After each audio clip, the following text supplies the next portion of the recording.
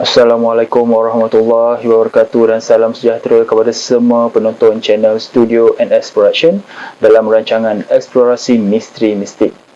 Saya Nazri Saleh, hos anda. Hari ini saya akan bawakan anda kepada perkongsian berkenaan nama-nama arwah yang saya perolehi secara batin di makam Sungai Sayong di Kota Tinggi, Johor. Sumber maklumat yang kami perolehi dari kaedah ilmu kebatinan secara Islam iaitu Al-Haq. Jika anda tidak suka dari sumber tersebut, sila berhenti menonton video dari channel ini.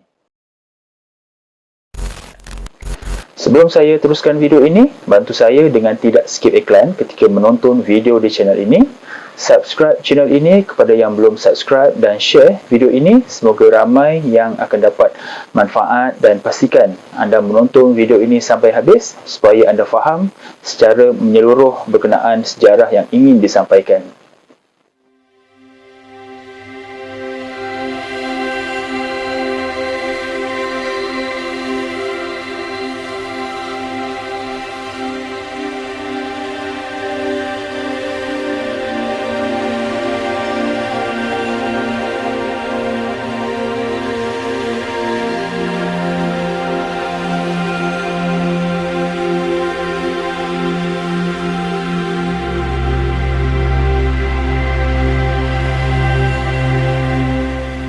Nama yang saya dan Puan Ita perolehi adalah dari sumber batin sahaja apabila arwah di makam Sungai Sayong datang dan memberitahu kerana kami kerap ke makam ini dengan tujuan dan niat menziarah sahaja.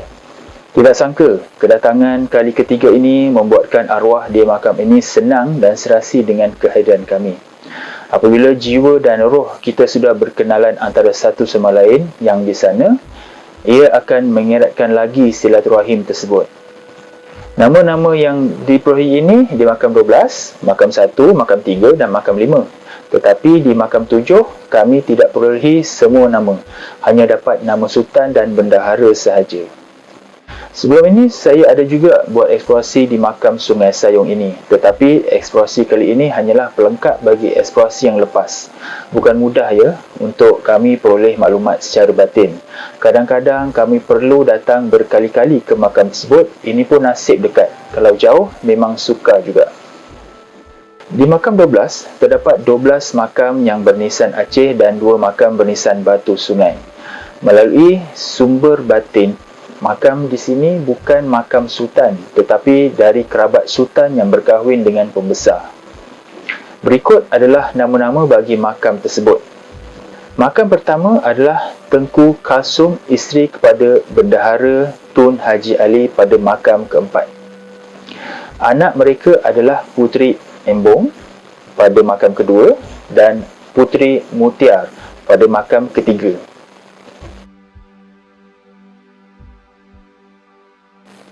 Makam kelima adalah Tengku Bariah, isteri kepada Orang Kaya Bagong pada makam keenam dan adik kepada Tengku Kalsum.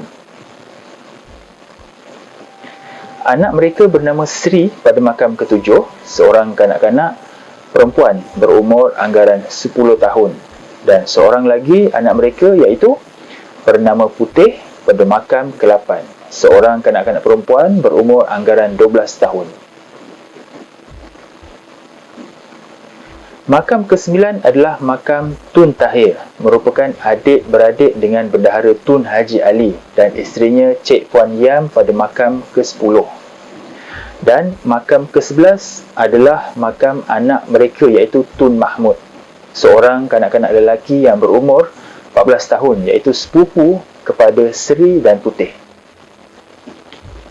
Makam ke-12 adalah makam Panglima Hitam Sungai Sayong dan yang terakhir iaitu makam ke-13 adalah makam Hulu Balang Sungai Sayong. Kepada yang tidak tahu, beza tugasan Panglima dan Hulu Balang adalah Panglima menjaga tanah jajahan Sultan dan Hulu Balang pula adalah menjaga kawasan istana sahaja, tetapi boleh membantu Panglima sekiranya diperlukan.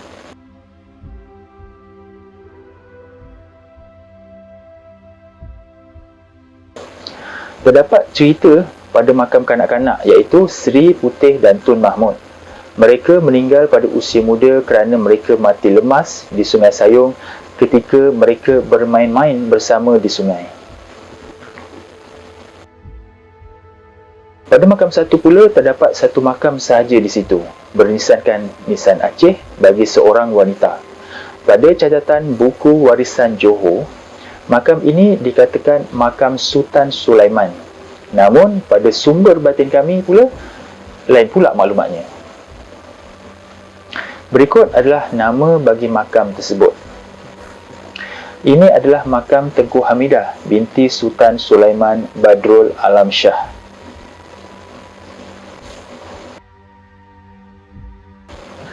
Makam ketiga terletak agak jauh dari makam tujuh dan agak tersorok kerana kedudukannya berada di belakang reban ayam. Makam ini adalah makam yang pertama kali saya ziarah selepas saya dimaklumkan. Mula-mulanya saya tercari-cari juga, tetapi selepas ditunjukkan lokasinya, baru saya perasan ada lagi makam sebelahnya di kawasan Sungai Sayong yang belum saya ziarah.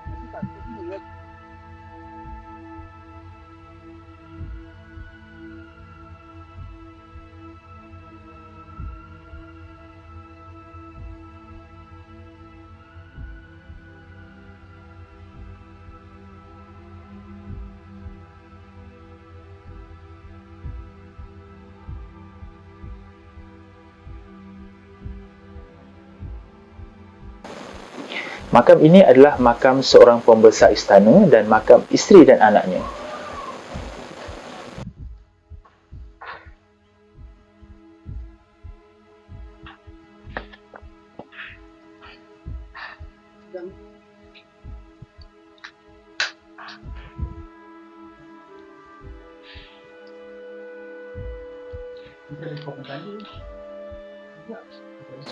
Inilah makam bendahara Raja di Hilir. Makam bendahara ini masih terjaga di dalam kompleks yang dibina oleh Warisan Johor dan Kerajaan Negeri Johor.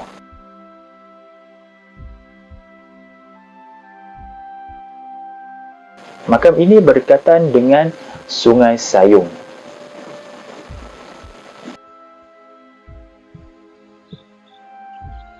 Makam 5 terletak di bahagian bawah berdekatan dengan kawasan lapang. Terdapat 5 makam di komplek ini. Semua nisan menggunakan batu sungai dan cuma terdapat satu sahaja nisan Aceh. Berikut adalah nama-nama bagi makam tersebut. Makam pertama adalah makam Tun Muhammad, anak kepada Bendahara Tun Abdul Jalil pada makam kedua ini. Makam ketiga bernama Dain Merah dan makam keempat Dain Karim merupakan orang kuat kepada Bendahara Tun Abdul Jalil. Pada makam nisan Aceh perempuan ini pula adalah makam Dang Prani, merupakan makam seorang dayang istana. Nanti saya ceritakan kisah pada makam ini.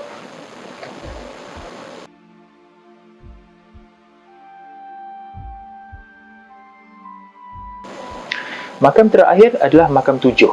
Di sinilah terletaknya makam seorang sultan berbanding makam-makam yang lain di Sungai Sayong. Melalui sumber batin, kami hanya dapat nama sultan saja.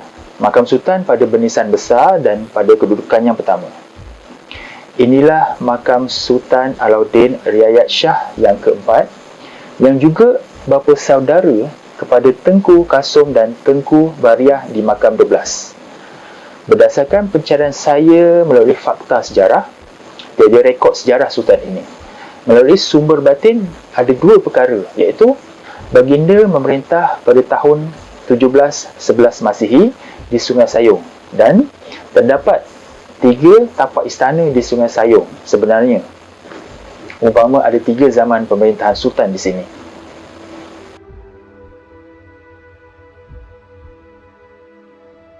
Di sebelahnya pula adalah makam Bendahara Seri Naradiraja, iaitu bendahara bagi Sultan Alauddin Riayat Shah keempat.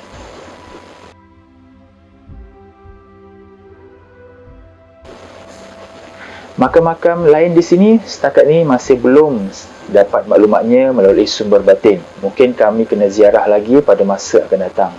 Mungkin makam lain ada kaitan dengan ahli keluarga sultan, pembesar dan dayang istana. Menurut sumber batin yang kami dapat, ada sejarahnya di makam Sungai Sayong ini. Kisahnya begini. Berlaku pengkhianatan di kalangan pembesar istana untuk menjadi penguasa di Sungai Sayong ini. Sultan, pembesar dan kerabat sultan diracun melalui makanan. Seorang dayang bersekongkol dalam melaksanakan misi jahat tersebut dengan meletakkan racun di dalam makanan. Untuk pengetahuan semua, makam 7 adalah mangsa pembunuhan tersebut dan pembesar yang terlibat dalam pengkhianatan untuk merampas kuasa itu adalah semua di makam 5. Di makam 5, Bendahara Tun Abdul Jalil membuat perancangan itu supaya dapat menaikkan anaknya menjadi sultan, iaitu Tun Muhammad, dengan dibantu oleh Daing Karim dan Daing Merah berserta seorang dayang iaitu Dang Perani. Baginda Sultan, Bendahara Sri Naradiraja dan semua di makam 7 telah mati dibunuh melalui makanan yang diracun ketika kerajaan di istana. Tidak lama kemudian, tembelang Bendahara Tun Abdul Jalil dan orang-orangnya telah diketahui oleh rakyat. Lalu rakyat bangkit dan menentang Bendahara Tun Abdul Jalil dan orang yang terlibat. Mereka semua dibunuh oleh rakyat dan istana dibakar. Itulah serba sedikit maklumat yang kami perolehi secara batin. Apa yang kami kongsikan ini, jadikan sebagai pengajaran pada kita pada hari ini.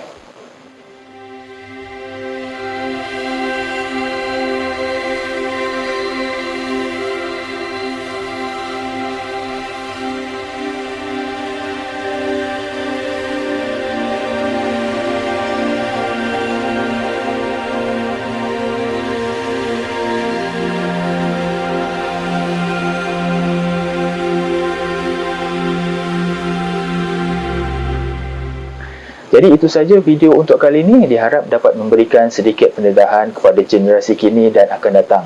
Juga memberikan sedikit maklumat kepada pekaji sejarah dan peminat sejarah supaya dapat merungkaikan lagi akan kebenaran penerangan saya ini. Jangan anggap maklumat sejarah dari sumber batin ini sebagai mengelirukan sejarah, tetapi anggaplah sebagai sumber maklumat yang perlu dipertimbangkan kerana semua maklumat datang dari Allah apabila hamba-Nya memohon pertolongan dan petunjuk. Apa pandangan dan pendapat anda untuk episod kali ini? Sila kongsikan di bahagian komen di bawah video ini.